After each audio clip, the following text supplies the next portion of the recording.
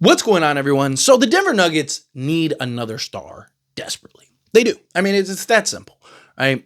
They're not going to be able to, given the situation that they're in, the circumstances they're not going to be able to go round out this depth and have this like incredibly deep bench and upgrade in some key areas. Stuff and not just that, but Denver's clearly cheap because they keep just letting go of key pieces that help them lead a championship. Every year they like let a guy go, and it's like, okay, who's next, right? So it's just. I look at the Denver Nuggets situation, and look, Jamal Murray, there are games and moments, particularly come playoff time, where like he looks like prime Michael Jordan. It's ridiculous. Like the guy can't miss. The guy's hitting every crazy, insane shot you could possibly hit. Like the guy looks every bit a guy that could be a number one option on a team. And then like he has these games where you're just like, I don't know who this guy is. Like, oh, this is why he's never been an all-star, right? Like, it's just night and day with him at times, right? Michael Porter Jr., he can be hot and cold at times. Yes, I know he was hurt and he was injured and whatnot. And look, to Denver's credit, they are a tough out. You have to beat them. The two times that they've been eliminated, it was in the second round in a Game 7, right? But that's also two times in a row where they were one win away from eliminating the other team and weren't able to do it because their guys weren't able to step up enough, and they got blown out in this last game. And the previous go-around, they were up 20 and ended up losing the game in Game 7 to Minnesota, right? So this is twice now that they've been in Game 7s where it's been a blowout one way or another, and one was in their favor and then ended up not being in their favor. The other one was just, it was over. I mean, they packed it up in the third quarter, right? And they don't have that other reliable guy. Aaron Gordon is probably their second most important player. What that guy does for that team is insane. Like he is Draymond Green to Steph Curry in their dynasty run, right? Where it's like, yes, Klay Thompson is unbelievable, but Draymond Green is their second most important player. Right, you can say the same thing about Jamal Murray. Jamal Murray, he is incredible for that team. He is important for that team for just creation and self-creation and being able to shoot over the top. And when he's on, right? He can score with the best of them. But it's probably best as a third option, right? Because the nights where he is your second best player, you're probably winning all those nights. The nights where he's the third best player, you don't need him to be as good. He can kind of be pedestrian, right? But Aaron Gordon is the most important guy. You got to keep Aaron Gordon. Jamal Murray, I wouldn't be against them trading. I just don't know if you'd get the value for him. Right? What is his market? I think if you're Denver, you're at least entertaining the potential. I think you at least listen and are open to the conversation. But to me, I think keep Jamal Murray, keep Aaron Gordon, keep Jokic. I think that Denver should go and trade Michael Porter Jr. plus whatever else they have to and go get Kevin Durant. Like, you're on a limited window right now to win a championship. You got several young teams that are up and coming that you're just going to fall further and further into the backseat, right? Unless you make some drastic changes, which I just don't see happening. You got probably like a 2, maybe 3-year window to where if you get Kevin Durant, you're good enough to win a championship, maybe 2. Because now, on every night, you always have Kevin Durant that could be your second best player if need be. But beauty of Kevin Durant is he is so plug and play. He is so easy to just slot in, right? And he doesn't need 30 shots to go get 30 points. He's ultra efficient, and he's one of the few guys that is better off ball than he is on ball. Like, he is more of a threat off ball than he is on ball, because if you ever lose sight of him, you're going to get punished every time.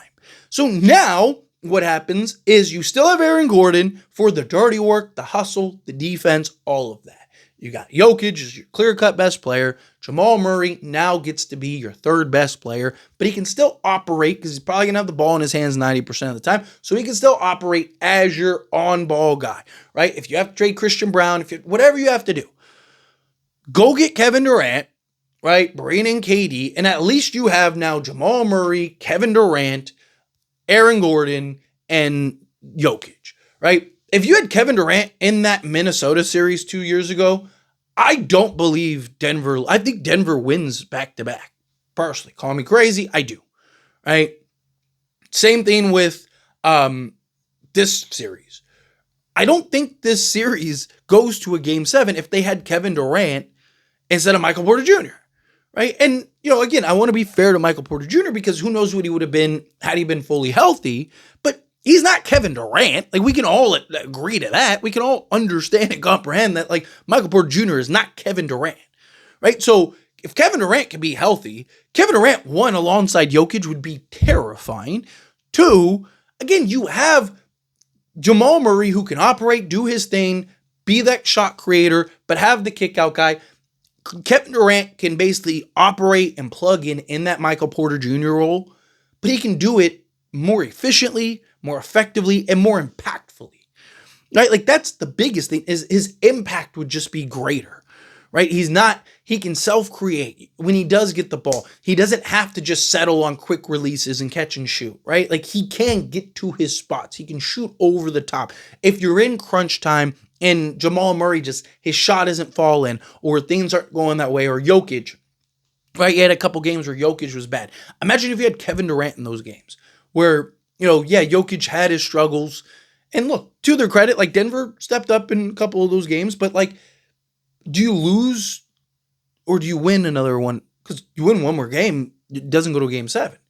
Telling me Kevin Durant wouldn't have been the difference in some of those tight games, right? Like, I do. I think Kevin Durant would have been the difference in that series. So I think both seasons, you could argue Kevin Durant would have been the difference in them being in the conference finals, bare minimum, again, 2 straight years after winning an NBA championship, right? So if they can go get Kevin Durant, I think that's ideal. And for Kevin Durant, it makes a ton of sense, right? Because now he doesn't have the pressure of, like, I have to do everything every night, like he has to do in Phoenix, where for them to just have a chance to win, right? Not even win, just have a chance to win. Right? You go to a team like Denver and be like, I don't have to average 38 and 5 for us to win a game, right? Like, he could just go and have nights where he just gives you, an efficient 15. Gives you 15 points on 7 shots. And it's like, I need to do anymore, right? Like, Jokic dropped 60, 20, and 20. Jamal Murray gave you 30. Aaron Gordon gave you 25. Like, you didn't need 40 from me, right? So I think for him, especially as he continues to get in his later years, I think that would be good and beneficial for him. And, he take a night off and he doesn't have to worry about, like, man, if I miss a week, we're not gonna make the play in, right? Like, I just think it would be huge for Kevin Durant. I think it'd be huge for the Denver Nuggets. I think it's a match made in heaven. I think it prolongs Kevin Durant's career. I think it reignites the Denver Nuggets and their title hopes. I genuinely believe Kevin Durant should, A, have Denver on their list, and B, Denver should be like, whatever we got to trade to go get Kevin Durant, let's go trade to get Kevin Durant. I mean, I would want to kind of keep Jamal Murray, because I just think, Jamal Murray, because I think if you get Kevin Durant, you'd have to trade Michael Porter Jr., right? So if you could get Kevin Durant and keep Jamal Murray and kind of do like I said, Christian Brown and, Michael Porter Jr. or Michael Porter Jr. and a couple pieces off the bench, whatever, right? Like, if you could be like, hey, we'll give you like, a younger wish version of Kevin Durant and then like another role guy for you, and then whatever else they have to do, you'd have to find a third team, but like, whatever, figure that out, get it done, get Kevin Durant, and I think you're in business, right? I just think you need to keep Jamal Murray in that sense, or you could look to turn Jamal Murray into something else, but I think you need that other guy. Like, I don't want Kevin Durant to now have to be, 30-point a game Kevin Durant every night, right? Like, the idea is just like, whenever you need him, you have that, right? Like, okay, Jamal Murray doesn't have it tonight. Who's going to step up? Oh yeah, we have Kevin Durant.